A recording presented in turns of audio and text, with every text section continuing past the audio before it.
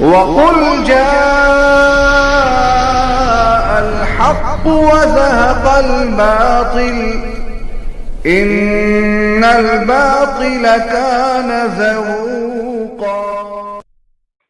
یہ تبلیغی حضرات، اور آپ کی سمجھ کے لیے میں آپ کو بتاؤں کہ آج سے 45 سال پہلے جب 1394 میں میں لاہور میں طالب تھا، میں راون کے اجتماع میں شریک ہوا۔ اس وقت آج کل جو مرکز ہے، اس مرکز میں سالانہ اجتماع ہوتا تھا، اور مرکز کی اس طرف شمال کی طرف جو مولانا احسان صاحب کا گھر ہے مستورات کی، وہ جو مرکز ہے، جو پیخانے بنے ہوئے، اس وقت یہ پلاٹیں تھیں۔ اسی پلاٹوں میں اجتماع ہوتا تھا، اسی پلاٹوں میں وہ کھانا کھلانے کے لیے خیمے لگائے تھے، اسی پلاٹوں میں وہ بک سٹال لگے ہوئے تھے۔ سن 1394 میں جب لاہور میں طالب العلم تھا، میں اس اجتماع میں شریک ہوا۔ یہ تبلیغ میں سب سے پہلی میری شرکت یہ تھی، اور پھر سارے اجتماع میں شرکت کرنے والوں کو یہ راوند والے بطور مہمان کھانا کھلاتے تھے۔ وہ سارے کوئی ہوٹل موٹل کوئی نہیں تھے، کھانے کے وقت سب کو کھانا کھلاتے تھے وہ بطور مہمان۔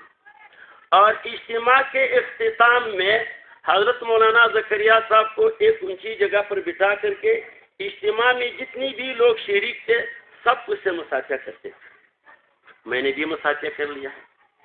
سب سے پہلے شرکت میری تبلیغی جماعت میں یہ کی۔ جب 1397 میں جامعہ فاروقیہ میں دورہ حدیث پڑھ رہا تھا، تو عید بقر کی چھٹیوں میں نے 7 دن لگائے تبلیغ میں۔ پھر 1400 میں نے 7 چلے لگائے۔ اس وقت علماء کے لیے یہی نصاب تھا۔ علماء کو تبلیغی بنانے کے لیے اس زمانے میں علماء کے لیے نصاب کیا تھا؟ 7 چلے۔ میں نے 1400 میں 7 چلے لگائے۔ پھر 1402 میں نے ایک سفر کیا ہے، تنزانیہ، کینیا، یوگنڈا، سودان، حبشہ اور آخر حج۔ پھر 1408 میں نے ایک سفر کیا ہے اللہ کے فضل و کرم سے سینیگال، موریتانیہ، گمبیا اور حج۔ پھر سن 1410 میں 15 دن کے لیے تبلیغ میں گیا ہوں افغانستان میں، ایک علاقہ ہے واضحہ، وہاں گیا ہوں۔ پھر 1411 میں ہندوستان گیا ہوں۔ 18 دن میں نے نظام الدین میں گزارے ہیں۔ 3 دن میں نے سہارنپور میں مولانا طلحہ صاحب کے ساتھ گزارے، اور 1 دن میں نے دیوبند میں گزارا۔ اور یہ جو 18 دن میں نے نظام الدین میں گزارے ہیں، یہ سے نہیں کہ میں چکر لگاتا تھا۔ مولانا محمد عمر پالن پوری وہ صبح کے نماز کے بعد روزانہ 2 گھنٹے بیان کرتے تھے۔ ایک بڑا ٹام پیس اس کے ہاتھ میں تھا، پورا جب بیان شروع کرتے تو اس کو دیکھ لیتے، پورا 2 گھنٹے بیان کرتے تھے۔ میں اس کو غور کے ساتھ سن لیتا۔ اور پھر اس کا یہ عادت تھی کہ 2 گھنٹے بیان ختم کرنے کے بعد اس نے کہا کہ کون ہے وہ آدمی جو میرے 2 گھنٹے کا بیان کا خلاصہ صرف 2 منٹ میں بیان کرے۔ ایک دن میں کھڑا ہو گیا اور میں نے اس کے 2 گھنٹے کا بیان کا خلاصہ 2 منٹ میں بیان کیا۔ وہ اتنا خوش ہو گیا کہ مجھے کئی دفعہ اپنے کندھے پہ مارا، اس نے مجھے شاباش دیا اور دعائیں دی۔ تو یہ کل 13 سال ہو گئے۔ 13 سال میں 1400 سال سے لے کر وہ پرائیویٹ کا پہلے اجتماع چھوڑ دے، اور وہ جو 1357 میں جو 7 دن لگائے اس کو چھوڑ دے۔ یہ 1400 سے 11 سال تک یہ، اور پھر اس کے بعد 12 سال تک 13 سال میں نے تبلیغ میں لگائے ہیں۔ اس میں 10 ملکوں کا سفر کیا ہے: تنزانیہ، کینیا، یوگنڈا، سودان، حبشہ، سینیگال، موریتانیہ، گمبیا، سعودی عرب، افغانستان اور یہ ہندوستان، اگر ان کو بھی شمار کریں تو 11 ملکوں میں 11 ملکوں میں میں نے 13 سال تبلیغ کیے ہیں. اور پھر ایسے تبلیغ نہیں کیے جیسے ابھی آج کل لوگ کرتے ہیں. میں نے ان 13 سالوں میں باقی سارے کام چھوڑ دیے ہیں. درس، تدریس، امامات، خطابات باقی ساری چھوڑ دیں. میں نے پوری صلاحیتیں تبلیغ میں لگا دی ہیں. کوئی سے روزہ مجھ سے نہیں رہ گیا، کوئی سالانہ چلا مجھ سے نہیں رہ گیا. دنیا کے کونے میں پاکستان کی جس کونے میں اجتماع ہوتا تھا وہ مجھ سے نہیں رہ جاتا تھا. کوئی بھی جماعت ہوتی تھی تو اس کی نصرت مجھ سے نہیں رہ جاتی تھی. میں نے ایسے تبلیغ نہیں کیا ہے. یہ کیوں آپ کو بتا رہا ہوں؟ اس لیے کہ عربی میں ایک مقولہ ہے کہ صاحب البیت ادری بما فیہ. گھر والے کو خوب معلوم ہوتا ہے کہ میرے گھر میں کیا ہے. صاحب البیت ادری بما فیہ. گھر والے کو خوب معلوم ہوتا ہے کہ میرے گھر میں کیا ہے. چونکہ میں تبلیغ کے گھر کا آدمی ہوں، مجھے خوب ان کی خباثتیں معلوم ہے کہ اس میں کیا کیا خباثت. میں نے یہ داستان اس لیے سنایا ہے اور مجھے قوی امید ہے کہ میں نے جتنی بھی کوشش کی ہے انشاءاللہ اللہ مجھے اجر دیں گے. میں نے 13 سال جو محنت کی ہے اللہ بہت قدردان ہے. میں تو اللہ کی دین کے لیے یہ کام کیا، میرا اور کوئی غرض نہیں تھا. لیکن جب مجھ پر ان کی خباثتیں کھل گئی ہیں، اس کے بعد پھر میں درس تدریس میں لگ گیا ہے. اس کے بعد پھر میں تعلیم دسنے میں لگ گیا ہے. اس کے بعد میں خطیب اور امامت کا کام شروع کیا ہے. میری تو ساری جوانی تبلیغ میں کھپ گئی. اس وقت مجھے ان کی خباثتیں معلوم نہیں تھی.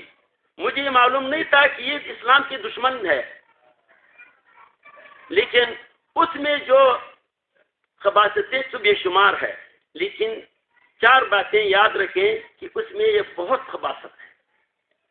ایک یہ ہے کہ وہ جہاد کی دشمن ہے. دوسرا، وہ قرآن کے دشمن ہے. اگر ان کے بس چلے تو اپنے مسجدوں میں قرآن کا درس نہیں دیا. کیا دیں گے؟ نہیں دینا چاہتے. اور یہ تو مجھے معلوم ہے کتنے علماء کو انہوں نے بیچ میں گھر بھیج دیا ہے.